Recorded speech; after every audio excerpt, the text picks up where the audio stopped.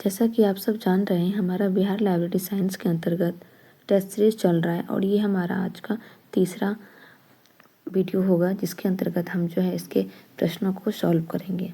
तो हमने अभी तक टोटल 20 प्रश्न को सॉल्व कर लिया है, इसका आंसर को बहुत ही अच्छे से देख लिया है। आगे हम यह प्रश्न संख्या 21 को देखेंगे और इसके आगे जितने भी प्रश्न हैं उसको हम अच्छे से समझने का प्रयास करेंगे।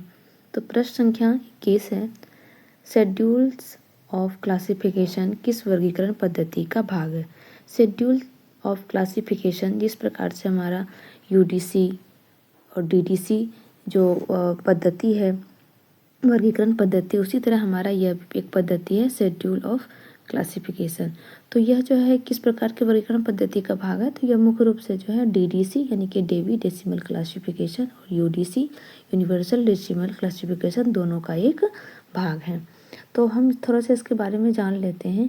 तो ये क्या होता है, ये जो शेड्यूल होता है किसी भी वर्गीकरण पद्धति का एक मुख्य भाग होता है, जिसमें जो विशेष जो होते हैं उसको व्यवस्थित रूप से क्या किया जाता है, सूचीबद्ध किया जाता है। ठीक है, ये जो हमारा यूडीसी है जो कि क्या है, डीडीसी पर ही आधारित है और इसमें व्यापक शेड्यूल्स का उपयोग किया गया है।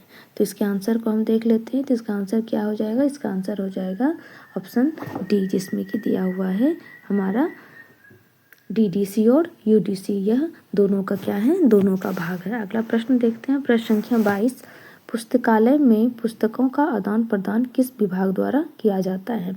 आप सब जानते होंगे कि पुस्तकालय में बहुत सारे विभाग होते हैं जिसका कि अपना अलग अलग काम होता है।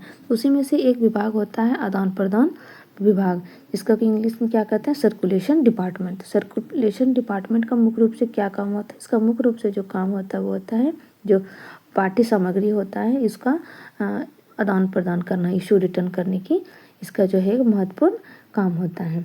तो यह विभाग जो है पाठकों के साथ सीधा संपर्क में रहता है और पुस्तकालय सेवाओं के कुशल वितरण में यह महत्वपूर्ण भूमिका को निभाता है। तो इसका आंसर देखेंगे, इसका आंसर क्या हो जाएगा हमारा, इसका आंसर हो जाएगा आदान प्रदान विभाग। ठीक है, प्रश्न संख्या 23 है, राजा राम मोहन राय लाइब्रेरी फाउंडेशन की स्थापना किस वर्ष हुई, यानी कि RRLF की स्थापना किस वर्ष हुई थी।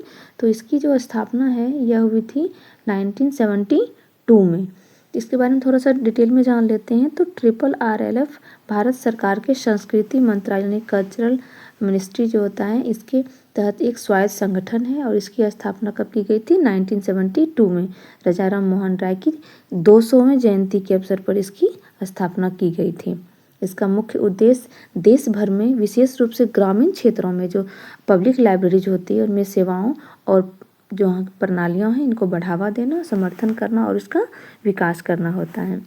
और यह जो राजा राम मोहन राय लाइब्रेरी फाउंडेशन है, यह राज्य सरकारों और अन्य संगठनों के सहयोग से जो पब्लिक लाइब्रेरी है उनको वित्तीय और तकनीकी सहायता प्रदान करता है। ठीक है, किसी को कोई दिक्कत तो नहीं।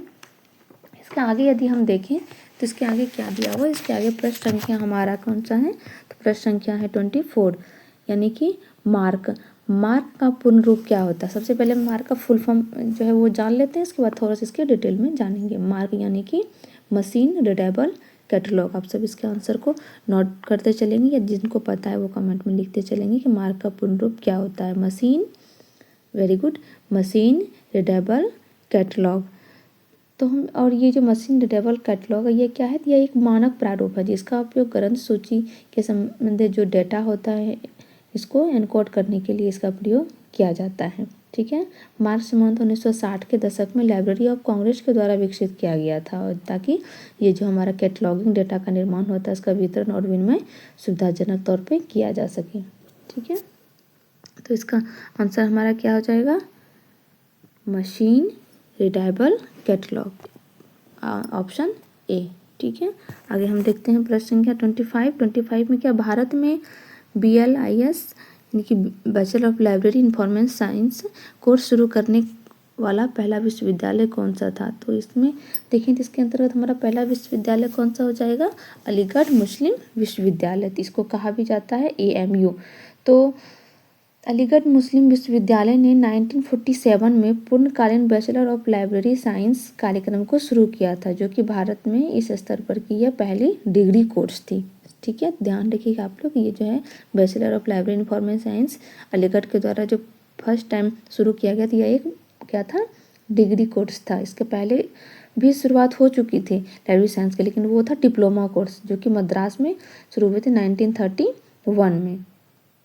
इसका आंसर क्या हो जाएगा, इसका आंसर हो जाएगा अलीगढ़ मुस्लिम विश्वविद्यालय। आप देखते हैं प्रश्न संख्या 26। प्रश्न संख्या 26 का क्या है, इंसाइक्लोपीडिया ब्रिटानिका का प्रकाशक कौन है। आप सब जानते होंगे, हाँ यदि नहीं पता है तो फिर सुनिए। इंसाइक्लोपीडिया ब्रिटानिका का प्रकाशक कौन है, तो यह है इंसाइक्लोपीडिया ब्रिटानिका इंक। ठीक है, इंसाइक्लोपीडिया ये जो ब्रिटानिका है एक सामान्य तौर पर एक अंग्रेजी भाषा का विश्वकोश डिक्शनरी है, जिसे पहली बार 1768 से 1771 के बीच में जो है एडिनबर्ग स्कॉटलैंड में इसको प्रकाशित किया गया था। आप लोग मुख्य रूप से बस इतना ही ध्यान रखिएगा कि इसका प्रकाशक कौन है। इसका प्रकाशक है इंसाइक्लोपीडिया ब्रिटानिका इंक। और जो वर्तमान समय में जो है इसका जो मुख्यालय वह कहाँ है, तो इसका मुख्यालय है शिकागो के इलिनोइस, जो कि पड़ता है USA में। ठीक है, बस इतना ही ध्यान रखिएगा, इसका मुख्यालय कहाँ है, शिकागो।